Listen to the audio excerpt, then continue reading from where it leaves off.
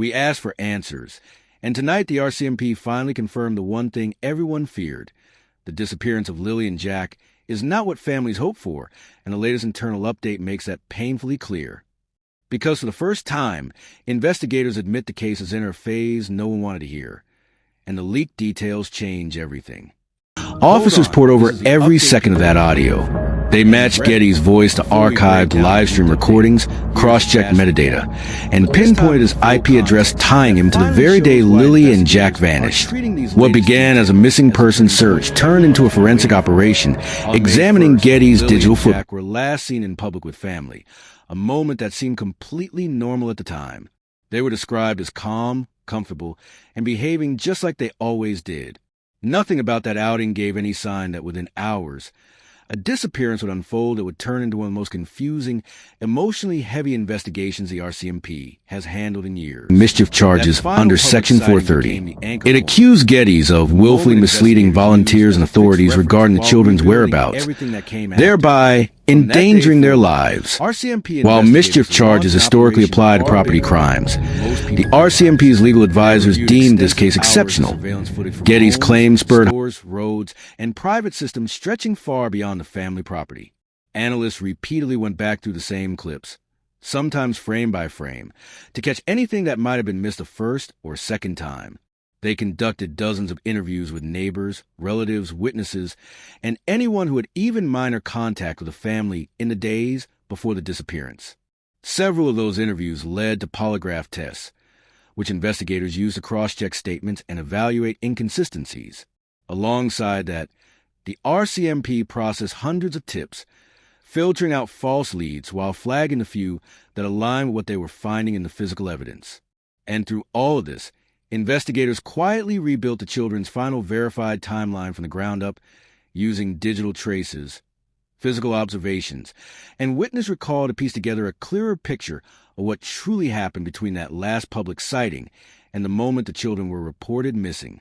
But even with all that work, the case remained a mystery until now, because what RCMP just confirmed publicly lines up with what the leaked briefing suggests privately.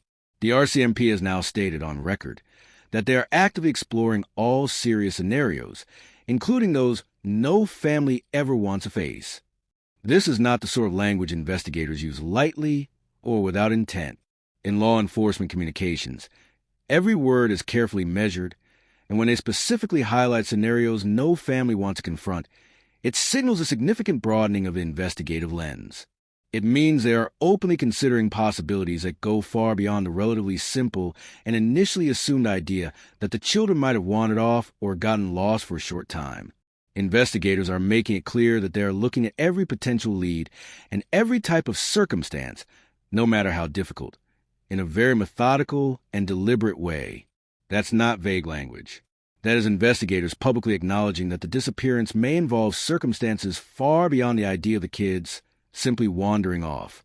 They are communicating to the public and to potential witnesses who might have information that the case is being approached with the seriousness, breadth, and urgency it deserves.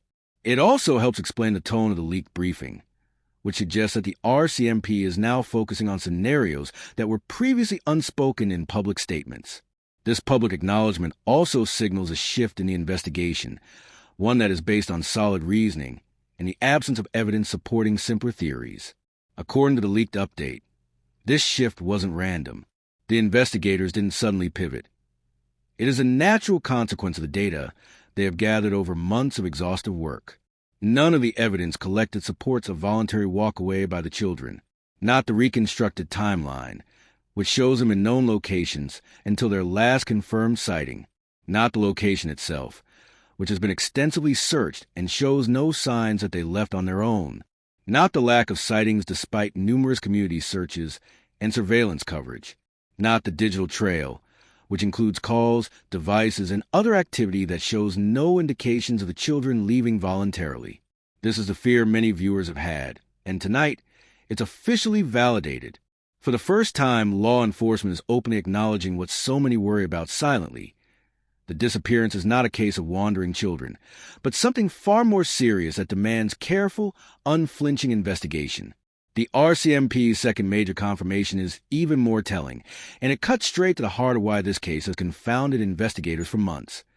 They now openly state that the scene of the disappearance, along with all the available video footage, does not provide the answers they need, and more importantly, does not align with the simplest explanations that the public might assume. In other words, the initial narrative, that the children wandered off or were briefly out of sight before returning, simply does not fit with the hard facts gathered by law enforcement. For investigators, this is a critical distinction. It transforms a case from a straightforward missing children report into a far more complex puzzle requiring new approaches and fresh thinking. This discrepancy between the expected story and the actual evidence has been quietly whispered about online for months. Observers, online sleuths, and concerned community members noticed inconsistencies in timelines, gaps in sightings, and unusual details from the scene, but until now, these were only speculations. Hearing the RCMP officially confirm that the scene and footage do not match simple explanations is profoundly different. This is not casual commentary. This is law enforcement formally acknowledging that what the public assumed or hoped might be true is not supported by evidence. That acknowledgement alone changes the stakes of the investigation and elevates the urgency with which every lead, tip, and clue must be treated. According to the leaked update, this realization is precisely why investigators shifted strategy. The RCMP expanded the scope of interviews, revisiting previous witnesses with a more detailed, targeted approach. They requested additional forensic reviews and cross-checked the evidence in ways they hadn't initially. Every angle is being explored with renewed rigor, and every anomaly is being analyzed with the assumption that nothing should be dismissed. They are no longer treating the disappearance as a straightforward missing children case. Instead, they are approaching it as a multi-layer investigation, where multiple scenarios remain on the table, each requiring careful verification. The fear that many observers had, that the original story did not align with the evidence, is now formally recognized, and this acknowledgement fundamentally shifts how the investigation will proceed from this point forward. Now, is this a full case closure? Absolutely not. The investigation is far from complete, and despite the intensity of public speculation and the sheer volume of tips received, the RCMP has made it clear that no definitive resolution has been reached.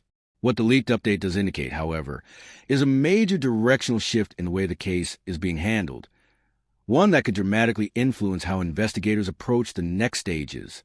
According to the briefing, the RCMP now believes that the truth about Lilly and Jack's disappearance won't be found at the physical location where they were last seen. Instead, it will come from understanding the people who were with them during those critical final hours, retracing their interactions, statements, and movements.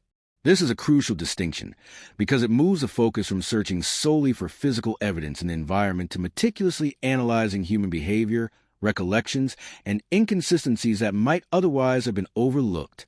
That's why the investigation has shifted inward, tightening around timelines, witness statements, and even subtle inconsistencies uncovered during interviews.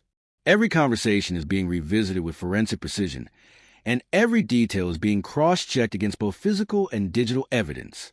This pivot in strategy has been suspected by investigators and observers for months, but the RCMP's own words now confirm it officially.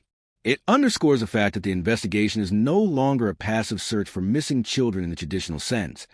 It is an active, intelligence-driven operation with multiple investigative layers running simultaneously. The province's $150,000 reward remains active, signaling the continued importance of public cooperation. Digital forensics are ongoing, processing phones, devices, and other data for clues that might tie timelines together or reveal overlooked details. And most importantly, investigators continue to emphasize that the case remains active and evolving, leaving no room for premature conclusions or speculation. This means one thing very clearly. Another major update is coming. When it arrives, it may finally begin to break the silence surrounding the final hours the children were seen, providing insight into their last movements and interactions. Teams moved in. They cloned hard drives, extracted message threads, and reconstructed edited audio files. For the first time, investigators could contrast everyone thought they knew. This is the strongest shift we've seen since the investigation began. The RCMP has confirmed our fears, and the leaked internal details make it even clearer. Whatever happened to Lilly and Jack? The truth is closer than ever before. I'll keep you updated the moment new information drops.